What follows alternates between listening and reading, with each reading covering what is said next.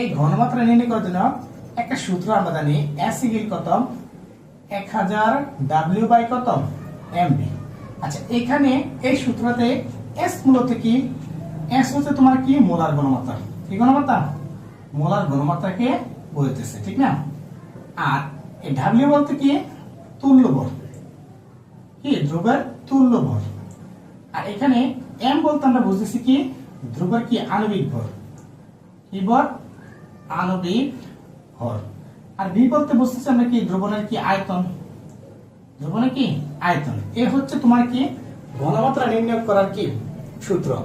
এখন এখানে 1000 বলতে বুঝাইতেছি আমরা কি আয়তনটা কিসে আছে? মিলিলিটারে।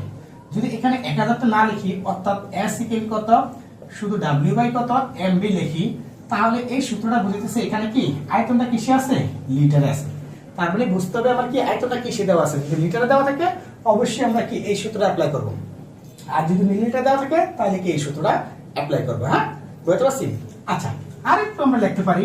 এখন একটু খেয়াল করো, এই W বাই কি M কে যদি আমরা কি আলাদা করি, W বাই কি M কে যদি আলাদা করি, W বাই কত M ইনটু কত 1 বাই কত B। এই W বাই M এর একটা সূত্র আছে N ইকুয়াল কত W বাই কত M। তাহলে এই W বাই M এর পরিবর্তে আমরা N লিখতে পারি, ঠিক না? N ইনটু কত 1 বাই কত B। এই N টা যদি উপরে নিয়ে যায় তাহলে কি N বাই কত B। তাহলে S ইকুয়াল কত? S ইকুয়াল কত N বাই B। এটা আরেকটা সূত্র। আচ্ছা এখানে n বলতে কি বুঝাইতেছি?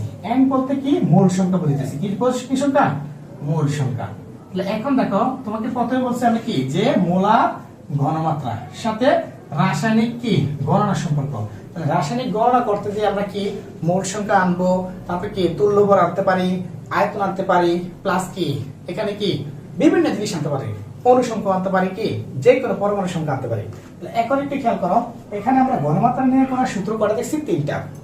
একটা হচ্ছে S ইকুয়াল কত 1000 W বাই কত MB, আরেকটা হচ্ছে কি S ইকুয়াল কত W বাই কত MB, আরেকটা হচ্ছে কি S ইকুয়াল কত MB।